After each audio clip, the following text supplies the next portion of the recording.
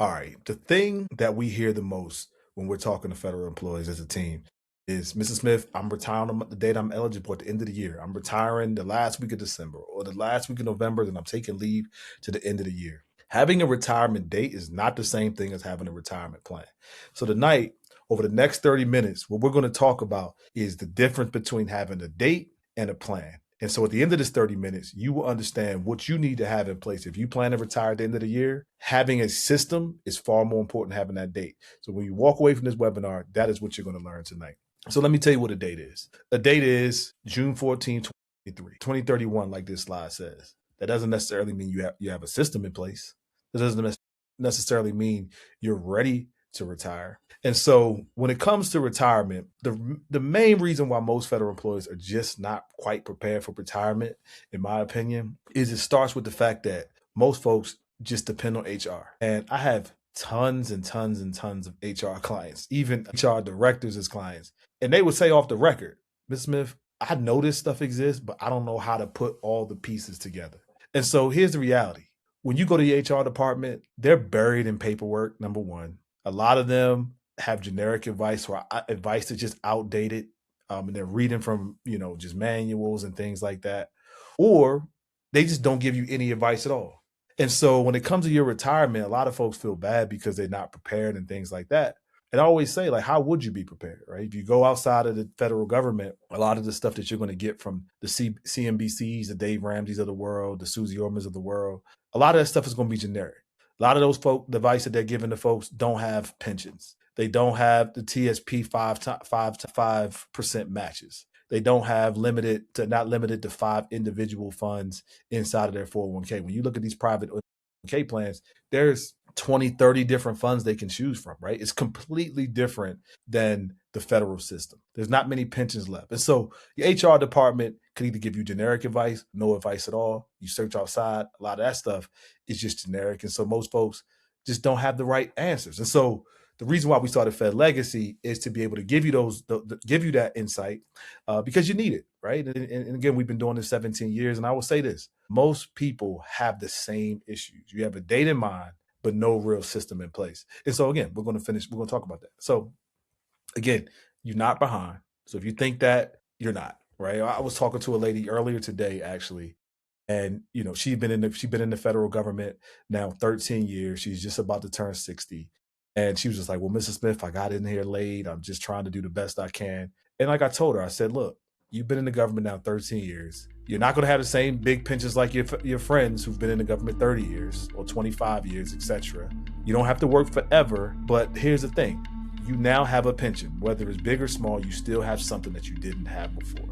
And so if you're sitting here and you're thinking you're behind, you're not behind. You just need to start where you stand and go from there. We tell people all the time, people that feel like they're behind when it comes to their TSP planning. They're like, well, I'm only going to put in I'm only can put in 3% right now or 5% or whatever it is because I'm putting my kids through college or I'm helping take care of my parents or whatever it is. And here's what I always say. And if that's you, I'll give you this advice. Just start where you are. If you're doing 5% and things are tight right now, and you want to put more on your TSP, just do 6%. Just start there. And the next time you get a raise, do another percent, then another percent.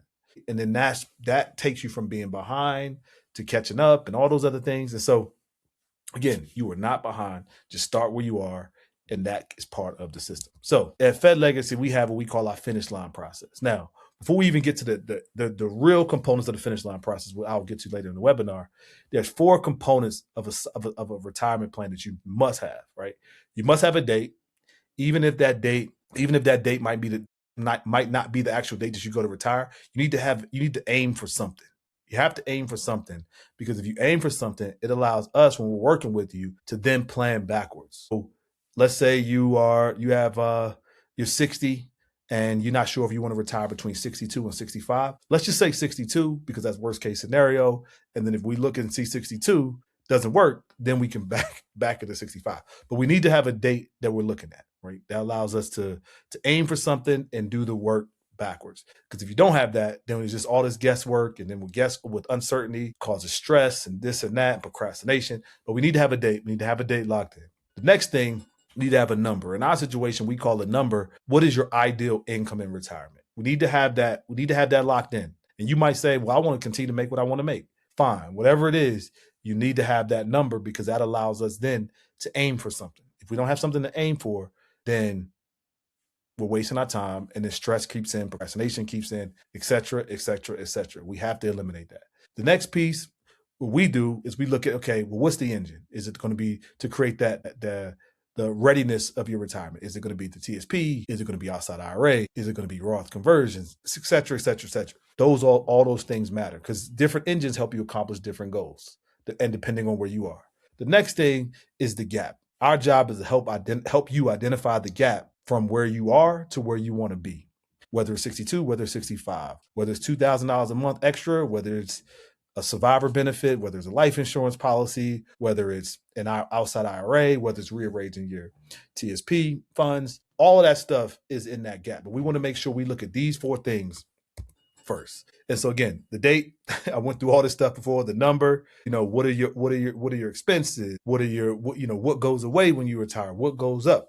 We look at all these different things because one thing I can just say is most folks, when they come to retirement, they look at inflation and they look at like the normal inflation report. And they say, oh, well, inflation only went up 3% this year. Well, not healthcare. Healthcare has had double-digit inflation. This past year, it's been 12%.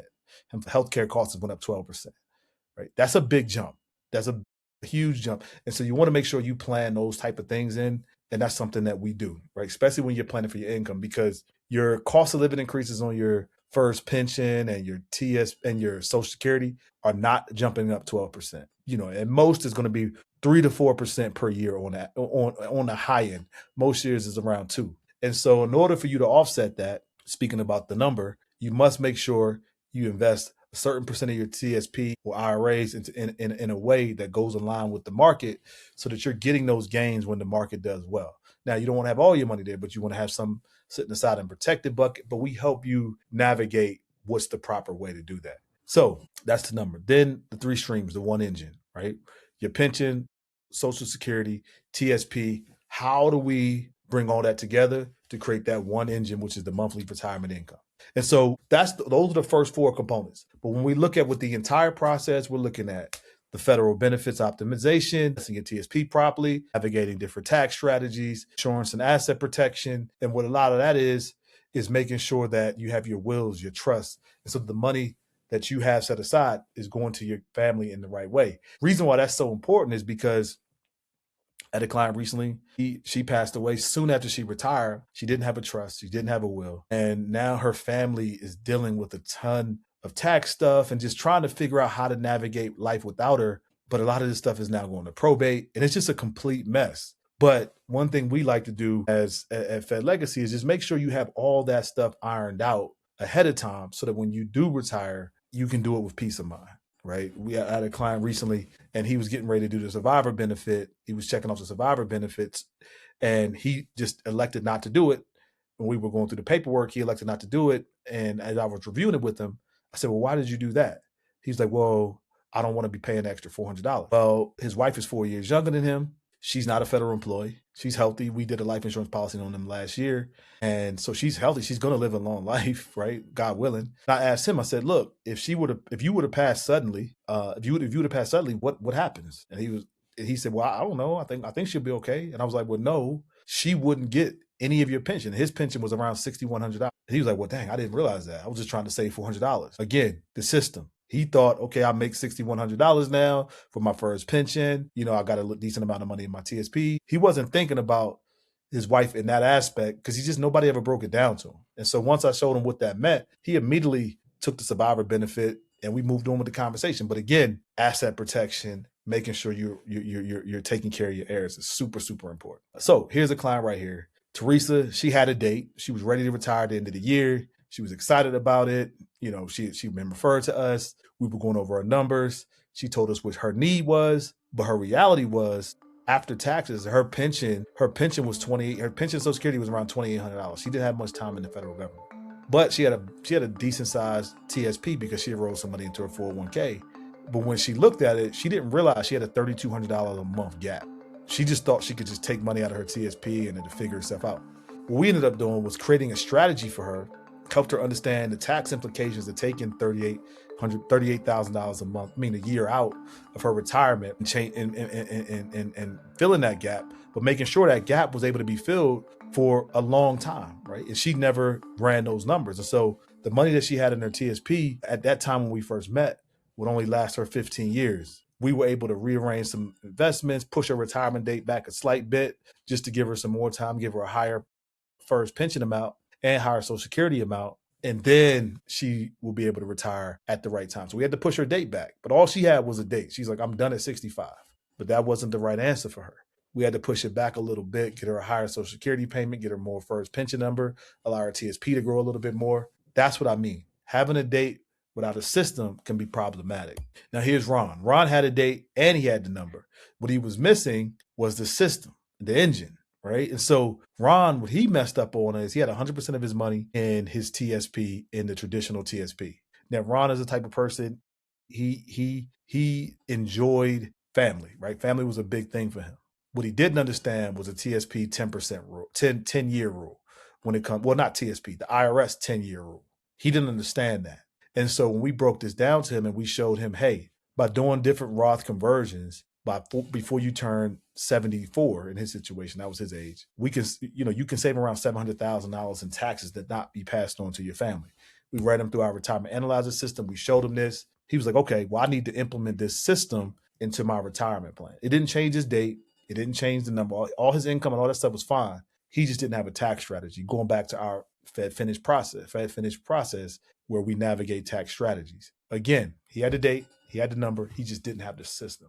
And so, again, when it comes to your retirement, you want to make sure you have a system, not just a date, because you can miss a lot of things. So the questions I have for you, just so you can get clear. And if you don't have the answer to these questions, we will answer them on our retirement readiness call, right?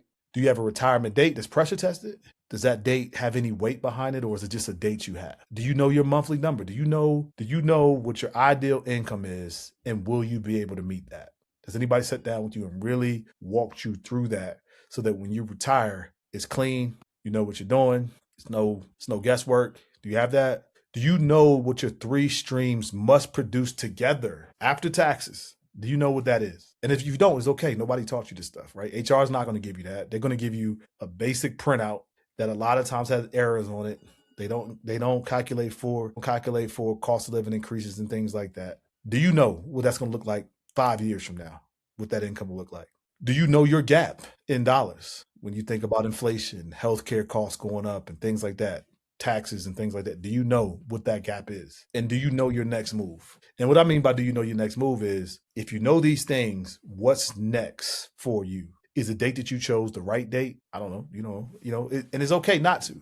But what we talk about on our retirement readiness call is making sure we answer these 5 questions with you confidently. And so we put all this information into our retirement analyzer system. It's a system that's pretty thorough, right? And we can make tweaks along the way to help you navigate different goals you might have.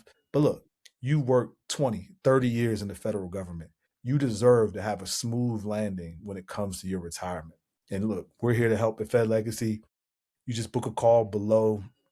We'll put a link in the chat for you, or just type plan in the chat, and we'll make sure our team reaches out to you, and we'll take you through our retirement readiness review. We've been doing it for a lot of years. We'll love to support you in your journey because you deserve it. The question is, how do I know that my retirement date is actually realistic and not just a day I want to leave? Well, a couple of things. The first thing you want to do is you want to run your FERS pension numbers, right? I've talked about the FERS pension formula. I'll tell it to you again. And what was Deborah, here's how you run your FERS pension number. You take your high 3 salary, you times that times, if you're, Deborah, are you over 62?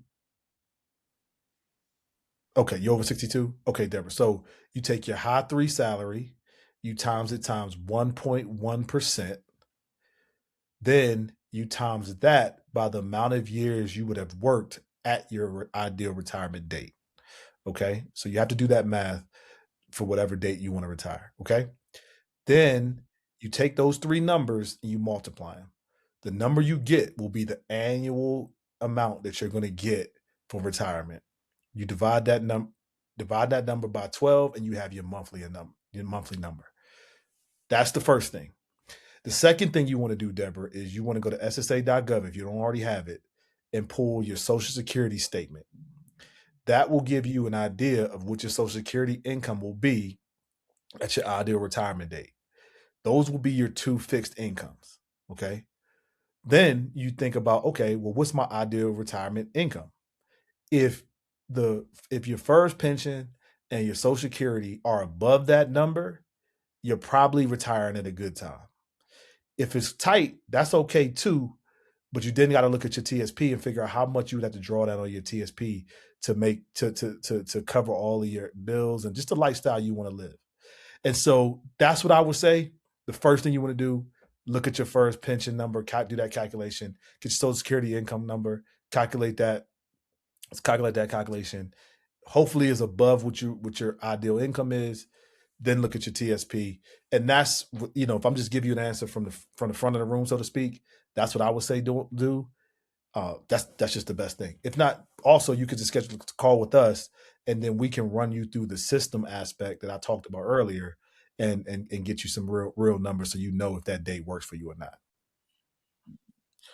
Okay, so Stephanie, the question, well, So Stephanie asks if she should wait to 62 to get the higher first pension amount, or should she retire early? So my personal take on this is obviously case by case. I'm big on lifestyle and making sure that you retire when you want, how you want, instead of working just to make a little bit extra money, because you just never know. We only here once, right? So I have clients all the time that retire at 59. They could easily push it another 3 to 62. But look, they're ready to retire. They're ready to enjoy their family. What I would say in that situation is, yes, the extra 10% does make a difference. But if your numbers and you run your numbers and you've done good with your expenses, you have a lot of money in your TSP, that extra 10% is not going to make a huge difference.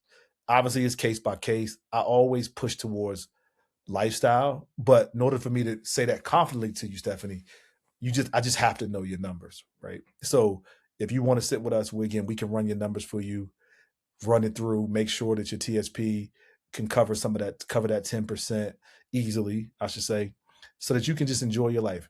Tons and tons of clients who retire in their 50s and don't look back. But again, I don't know much about your situation, but I would say I'm not opposed to it. And I've seen it work for a lot of folks. So, hey, live your life the best you can. We'd love to help you. So Erica asked a good question. So if you know your TSP balance but don't know your withdrawal strategy, are you really ready? So Eric, I would say this: 99% of people don't know their withdrawal strategy because it can change, right? Inflation changes things all the time. Family emergencies change things. You might have a different lifestyle situation that you want to look forward to that might change. Things just change. And so when it comes to your TSP withdrawal strategy, it's a case by case thing, but it does not mean you're not ready for retirement. It goes back to the question I answered before you around, does your fixed income, meaning your first pension, your Social Security, cover your main bills? If it does, then we could figure out the TSP stuff later. But to answer your question, just because you don't know it does not mean that you're not ready to retire. Okay, Patricia asked how much of her current play. Patricia, sorry, Patricia, you asked how much of your current paycheck should you look to replace in retirement. That's a case by case thing. Your first pension and your Social Security are probably only going to cover at the maximum between 40 to 50% at the max. The big difference for you, Patricia, is how much you have in your TSP. Now, if you have a lot of money in your TSP, then you can pretty much, in most cases, and this is not for everybody, depending on how much you have in your TSP, if you really want to just continue to make what you're making, you can do that. But it all is about how much you have in your TSP. Your first pension, your Social Security is not going to make up that gap by itself. But with your TSP and proper planning and growth, you can definitely do it. All right, Eric, that's an interesting question. So, how do you know if retiring at 57? What was the other day? Let me see. 57, 67, 62. Well, all those are different. It's good you brought that up. So all those ages are different quote unquote milestones when it comes to planning for your retirement. So, Eric, I'm assuming you have 30 years of service already, right? Okay, yeah, you do. So at 57, because at 57 you'll have 30 years of service. That means you can retire early and receive early Social Security. So that's the first age in which you can technically do that. 57 and 30 years, you'll receive your first supplement up until you turn 62, right? That's that milestone. Then at 62, you'll be eligible for the 1.1%. If you have 60, if you wait to retire 62, you'll get the 1.1. So that's the reason why people say 62 is ideal. Also, 62 is the first year that you can collect your Social Security. So that's 62. 67 is when you're at full Social Security. You can get the maximum Social Security that you will ever earn. Now you can wait to 70 to collect it, and it'll be a higher number. But 66 and 10 months is technically considered full retirement age when it comes to Social Security. So that's why you get those three. Now, again, like I mentioned before earlier, it's all about lifestyle. If you can run your numbers and you can see that you can do it at 57 and 30 years and get the first supplement, why not do it? If 62 works for you, why not do it there? The thing that people make a mistake and do is say, well, I'm gonna wait to 67 so I can get the most amount of money. Yeah, technically that might make sense, but why work 10 years in a job that you don't necessarily have to? Because you miss out on so much of life, right? And so that's the reason why we have these systems in place, because we want to make sure that, okay, if you could retire, let's do it. We'll let's figure that rest out later. Because if you wait to 67, it's a big difference between retiring at 57 and 67, even if it's more money. Because you only live once. All right, that's a great question. So, should you build your retirement income around your gross income or your net income, and whatever hits the account? So, you really need. We look at the gross for the tax purposes of everything, but you're really looking at the net, and we make sure we do that when we run it through the retirement analyzer. Because at the end of the day, that's all that matters, right? Now, when we do the tax planning and things like that, that matters on the gross side, but the net is what we really build it around and what we really talk to, because again, that's what's hitting your account. Okay, so Yvonne, if you booked a call with us, what'll happen is we'll do our retirement readiness call.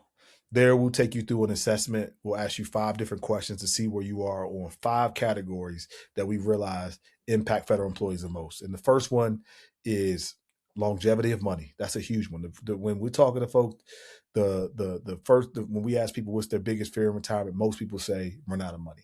So we gauge where you are there. We gauge where you are when it comes to the security of your investments. How aggressive are you? How conservative are you? How worried are you of market downturns? Things like that. We ask you that. We take you through how confident are you when it comes to your long-term care needs and things like that. How confident are you? The next thing is, how confident are you when it comes when it comes to legacy? And then we ask you about taxes to make sure where you are on a spectrum of all those things. Real easy, no right or wrong, but we want to make sure that, because those 5 things are really, really important to your retirement system. And so we want to know where you are so we can help support you in getting to the ideal space, so that when you do retire, you're not looking back. Because those 5 categories are what hurt people the most in retirement when they're not taken care of.